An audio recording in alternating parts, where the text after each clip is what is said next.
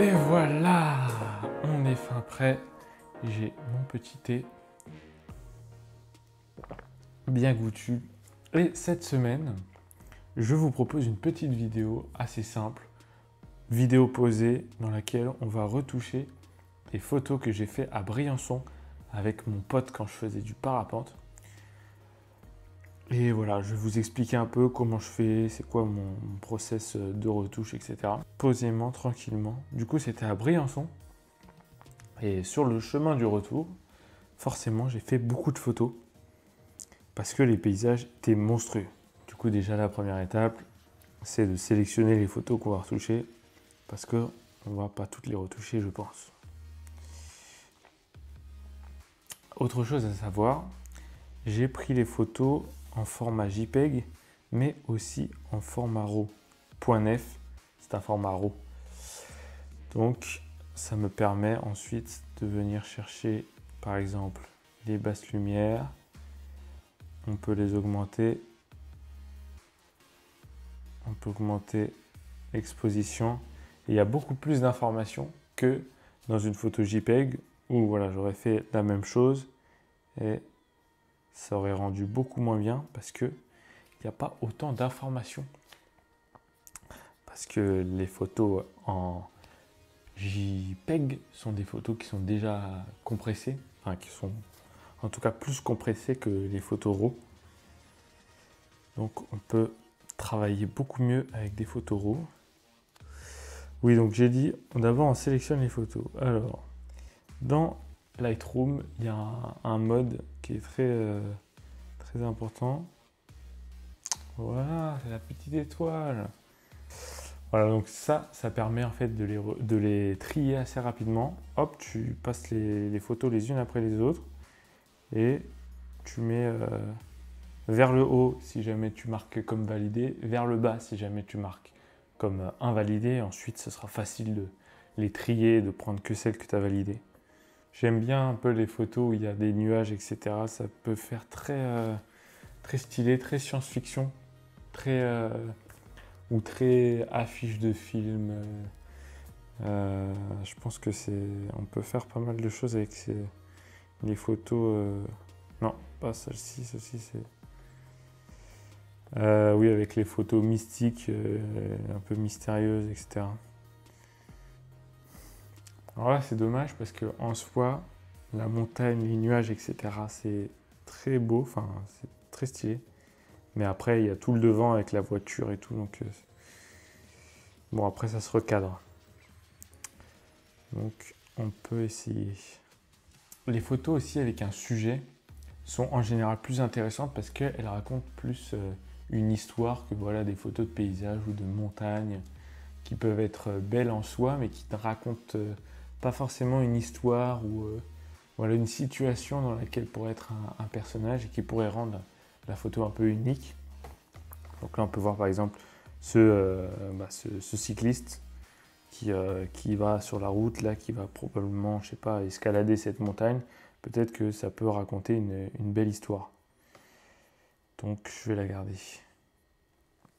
Aussi, un autre petit conseil, si jamais vous avez des photos un peu floues, enfin, où vous voyez un peu de flou de mouvement ou d'aberration chromatique, ne les mettez pas forcément tout de suite à la poubelle.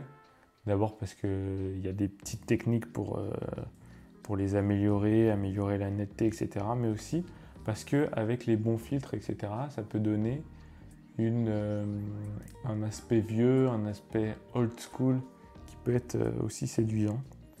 Donc là, j'aime particulièrement cette montagne là. Peut-être qu'avec un filtre, ça peut bien le faire. Alors j'ai la même, mais en plus nette. Donc on va la prendre.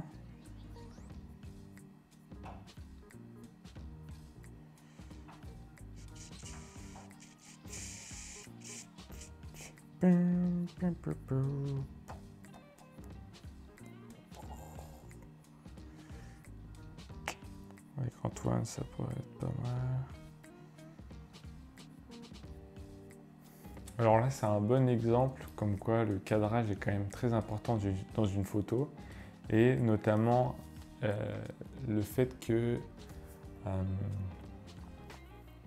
c'est bien d'avoir plusieurs plans dans une image parce que ça permet en fait de faire à ce que l'image soit moins plate, ça lui apporte une dimension un peu 3D. Et par exemple, entre cette photo-là, voilà, qui est un peu plate, on va dire, et cette photo-là, on peut voir qu'en bas, il y a tout un plan qui est plus proche de nous et qui peut voilà, apporter plus de dimension que sur une image où finalement il n'y a pas de premier plan. Et voilà, on a moins l'impression d'être dans la scène. Du coup, j'aime bien cette photo.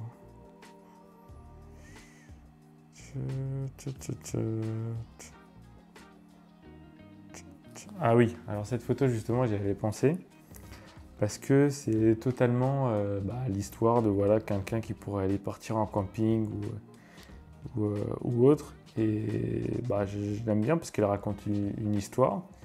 Et alors du coup, on va bien entendu prendre la photo RAW.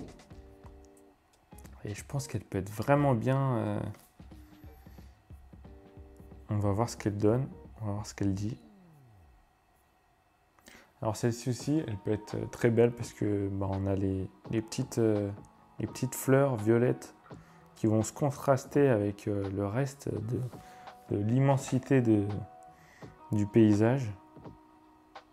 Donc, ouais, pas mal.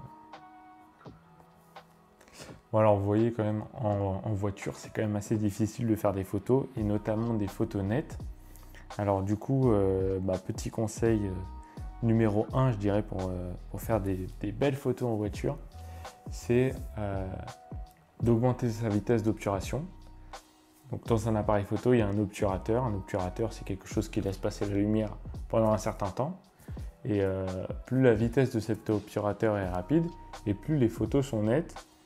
Et par net, j'entends le flou de mouvement est réduit. Parce qu'après, il peut aussi y avoir la mise au point. On peut être flou de plusieurs manières. On peut être flou vis-à-vis de la mise au point ou vis-à-vis de la netteté de mouvement, c'est-à-dire de l'obturation. Je ne sais pas si vous me comprenez.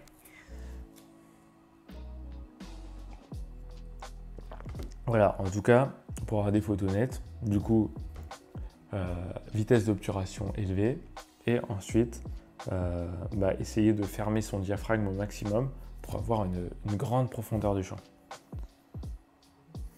Alors sur cette photo, on peut voir ici une petite ligne qui peut être un peu embarrassante, un peu énervante.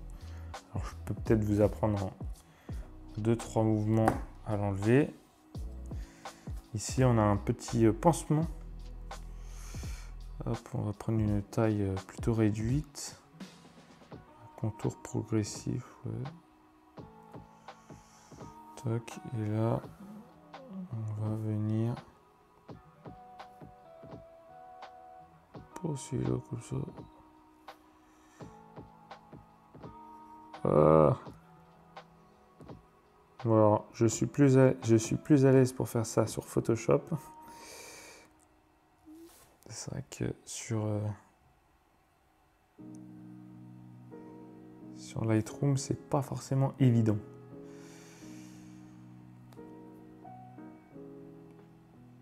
Parce que là, par exemple, j'ai pas envie de prendre ça et il me le prend. Du coup, c'est compliqué. Ah.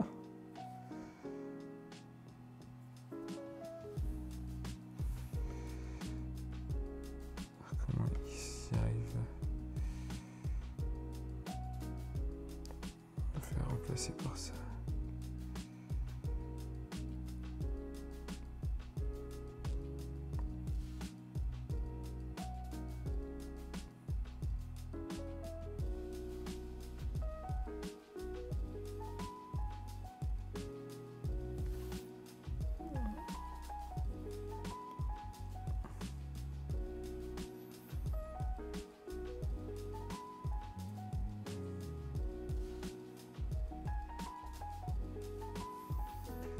Ok, alors la route, ça va être un peu plus complexe. One eternity later. Bon, c'est clairement pas très beau, mais vous avez vu le principe. Si jamais vous avez un peu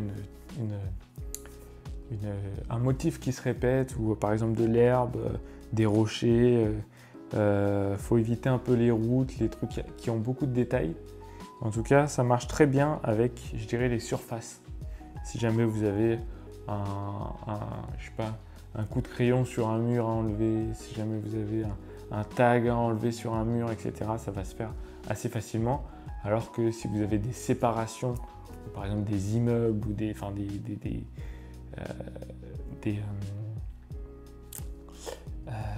sujets que vous avez envie d'effacer qui sont face à un arrière-plan complexe, ça va être beaucoup plus dur que si jamais c'est une surface plane ou répétitive qui a un peu la même texture tout du long, quoi. Là, vous voyez les deux sujets là qui peuvent être pas mal à mettre en avant face à l'immensité de ce paysage. Je pense que c'est une photo pas mal. Pareil, cette photo elle peut être bien si jamais on met en avant ce poteau électrique. Poteau électrique qui pourrait être en plein milieu de l'image, à savoir un peu la seule marque de l'homme au travers de cette immensité et de cette beauté de la nature. Oh, qu'est-ce que c'est beau, qu'est-ce que c'est beau. Je dis des choses super belles, moi. Alors donc, je pense qu'on a fait le tri, on a pris les photos qui nous inspiraient le plus. Pas forcément les photos les plus nettes ou les mieux exposées, etc. Mais bon, les photos qui racontaient le plus une histoire. Une fois du coup qu'on a réussi à faire ça, c'est un peu le plus dur finalement. Maintenant, on peut filtrer et mettre que ce qu'on a choisi. Et maintenant, on va pouvoir retoucher et se concentrer vraiment sur le mood de la photo et savoir qu'est-ce qui pourrait un peu amplifier la chose. C'est-à-dire qu'en général, quand je retouche, j'évite de changer complètement le mood d'une image où il faut que ce soit volontaire. Enfin, j'ai pas envie en fait que les photos se retrouvent avec un filtre archi stylé, mais qui n'a rien à voir finalement avec le sujet principal de l'image, quoi. Celle-ci est pas mal. Il y a camping, il y a des trucs. On va voir ce qu'on peut en faire. Alors, je garde aussi en tête que mes photos vont aller pour mon compte Instagram parce que finalement, je ne sais faire que ça. Enfin, disons que je suis un photographe, un Instagrammeur, dans le sens où les photos que je retouche, elles ne vont pas être pour de l'impression ou pour de l'exposition dans des salons d'art, etc. Je pense, je ne sais pas, je m'avance peut-être un peu beaucoup, mais je pense que ce genre de photos-là nécessite un peu plus de réflexion quant à, par exemple, la manière dont elles vont être imprimées, sur quel fond elles vont être imprimées. Enfin, je pense qu'il doit y avoir quand même des petites questions que se posent comme ça les photographes professionnels et que moi je ne me pose pas forcément. Du coup, pour les Instagrammeurs ici, comment dire, le format, le rapport largeur-hauteur qui va vous faire à ce que vos photos vont prendre le plus de place possible sur le fil d'actualité, ça va être les photos 4/5e. Ça va prendre bien beaucoup de place. Alors j'aime bien aussi baisser les hautes lumières parce que ça va créer du contraste dans les nuages. Ça va les faire ressortir, ça va faire ressortir un peu leur forme. J'aime bien aussi redonner du détail. Tac. Peut-être corriger vite fait la balance des blancs.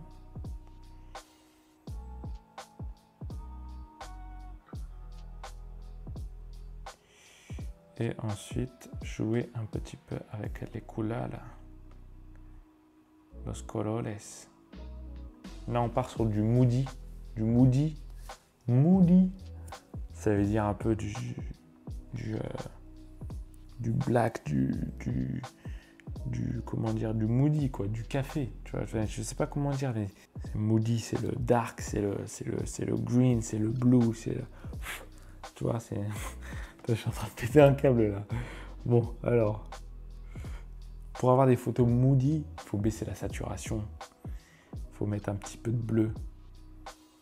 Là, faut changer le vert. Le vert, tac. Alors, ouais, c'est pas mal ça. Ouais. Je vais faire comme ça. Ça, c'est moody. Ça, c'est moody. Moody de ouf, ça.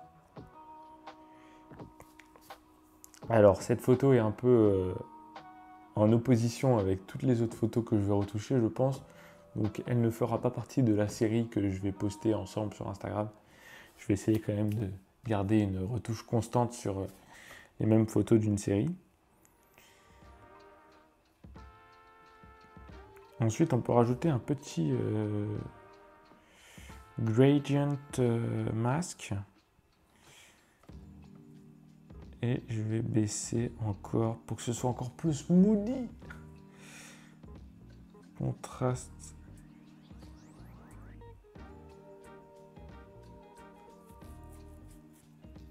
Vraiment, on est sur quelque chose de bien.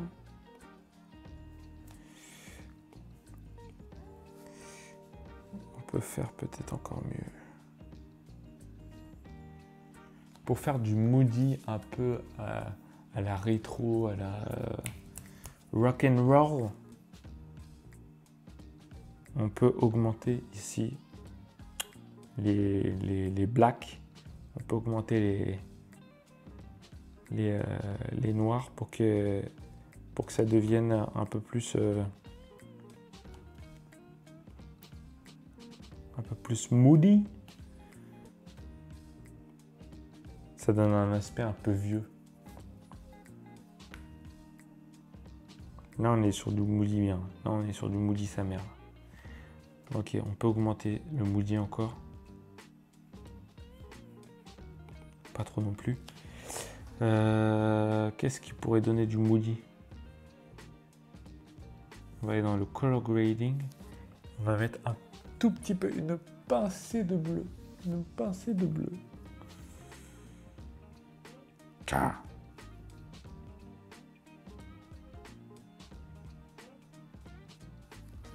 Ça, c'est une pincée de bleu.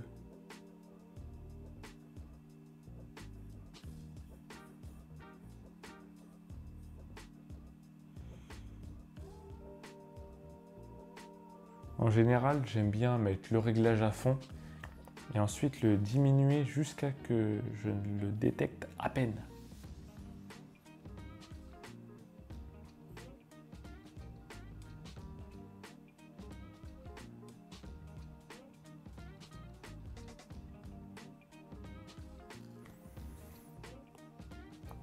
Alors, je pense que pour contrebalancer ce moody, ce côté bleu, ce côté green, il nous faudrait une petite touchée de chaleur.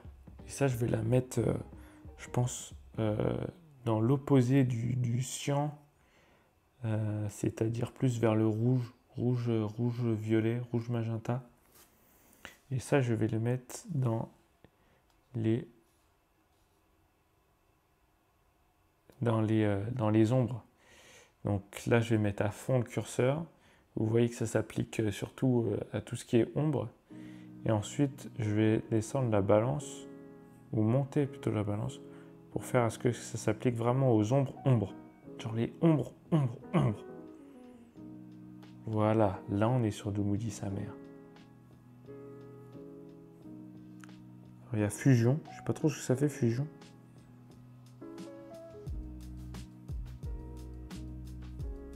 Je suppose que c'est l'opacité du truc.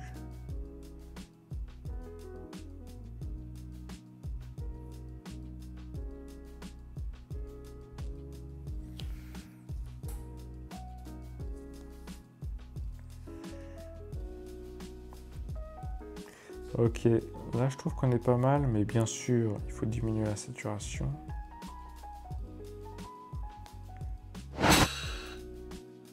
Allez, on va aller sur des photos un peu plus égayantes. Voilà. Alors, laquelle je prends? Je prends celle-ci. Celle-ci est pas mal parce qu'on va pouvoir faire de la retouche sympatoche, de la retouche un peu en mode on part en road trip. De la retouche un peu, on part en road trip, c'est plutôt une couleur, sur l'image. Donc c'est plutôt road trip, donc plutôt la couleur de la route bien sableuse. Donc couleur plutôt dans les jaunes. Alors ce qu'on va faire, c'est que du coup, première chose déjà, exposition. On réfléchit pas, exposition. Tac, les ombres, les hautes lumières, exposition, tac. Si vous voulez faire le gars qui s'y connaît beaucoup, on peut rajouter les niveaux. C'est où les niveaux?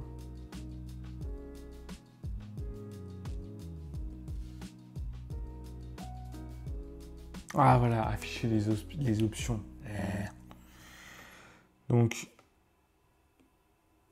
voilà, on affiche le petit histogramme. Voilà, ça peut être sympathique. Oui, j'avoue, ça peut être sympa. Ça fait plus professionnel. Petite technique aussi que je vous ai pas forcément dit, c'est la technique des blancs et des noirs. Donc là, on va appuyer longtemps sur l'image et on va aller jusqu'à qu'on voit un pixel blanc. Tac. Donc là, ça va faire à ce qu'il y ait au moins un pixel tout blanc dans l'image. Et là, on va faire la même chose pour les pixels noirs. Ça va faire à ce qu'il y ait au moins un pixel tout noir dans l'image. Voilà, petite technique comme ça, comme ceci. Bon alors, on veut du soleil. On veut du soleil. C'est un road trip. C'est un road trip. It's a road trip. On veut du soleil, mais le road trip, ça a un côté moody. Donc côté moody, forcément, on va baisser un peu la saturation de tout ça. Voilà, là on est sur du moody. Même trop moody.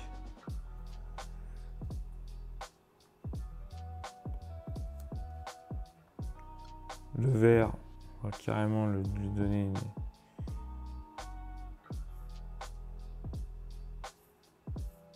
une teinte plus d'été, donc plus jaune. Tac. Le bleu,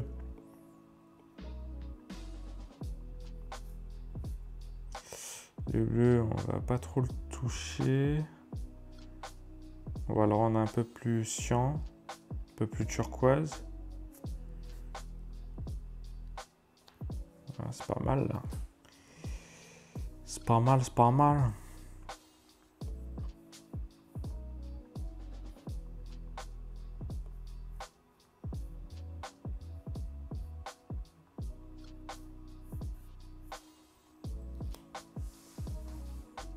Alors j'aime bien aussi diminuer la luminance du bleu parce que forcément le ciel il est au-dessus du paysage qu'on est en train de regarder et le fait que le bleu soit un peu plus foncé, ça va focaliser un peu notre attention sur le plus important qui est le paysage et ça va aider, je pense, nos yeux à se focaliser sur le détail. Après, voilà, tout ceci n'est qu'une théorie bien sûr. Je ne suis pas un scientifique, je n'ai pas prouvé tout ce que je dis.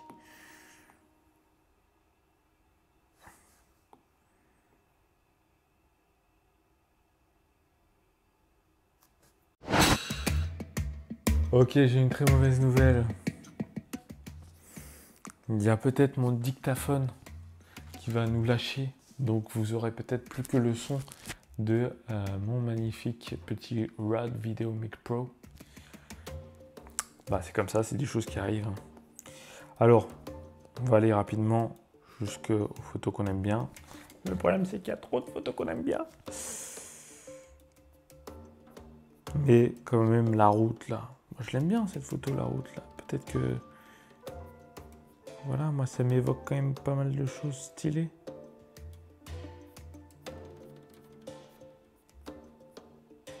Allez, partons sur la route. La route.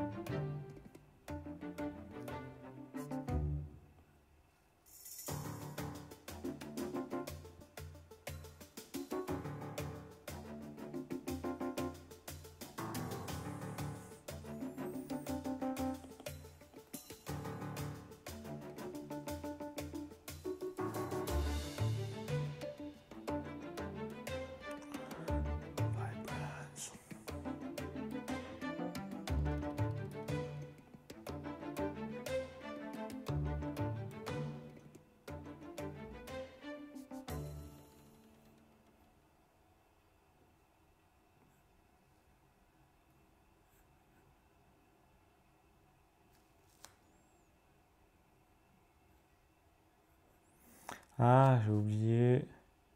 D'abord, très important, il faut mettre en 4/5.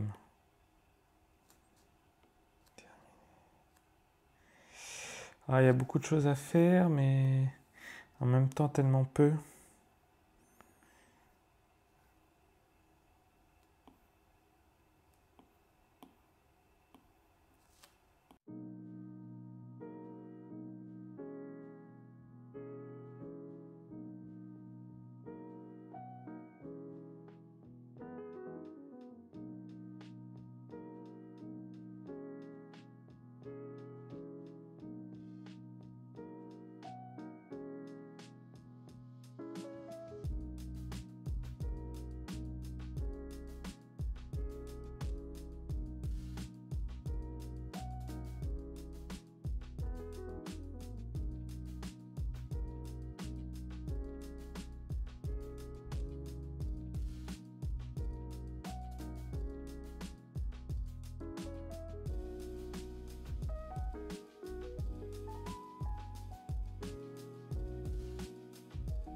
Fait un peu aussi de retouches un peu plus, comment dire, sur l'image en elle-même, avec enlever la ligne de tout à l'heure.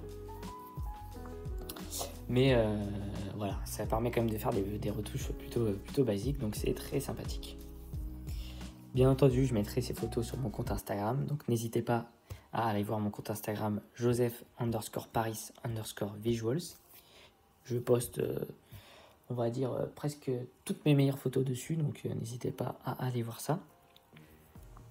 Et n'hésitez pas aussi à me soutenir sur Patreon. Patreon, c'est une plateforme sur laquelle les créateurs postent du contenu exclusif pour leurs abonnés. Et les abonnés payent mensuellement un certain prix pour pouvoir avoir accès à ce contenu, ou sinon tout simplement pour aider le créateur en question. Donc voilà, ça m'aiderait grandement, et si jamais tu décides de m'aider sur Patreon, je serais vraiment très content. Voilà, on se dit à la prochaine dans une nouvelle vidéo, si j'arrive à vous monter ça en moins d'une semaine. Allez, salut les cocos, à plus. Voilà, c'est bon, j'ai fini le montage de cette vidéo. Je l'ai montée entièrement sur DaVinci Resolve. Donc ça a été un peu challengeant pour moi, mais voilà, j'ai réussi. Elle est là, vous la voyez. N'hésitez pas à vous abonner. Je vais sûrement sortir une prochaine vidéo sur les effets spéciaux. Alors, je vais essayer de faire des effets spéciaux avec Unreal Engine. Donc ça va être un petit challenge que je me donne.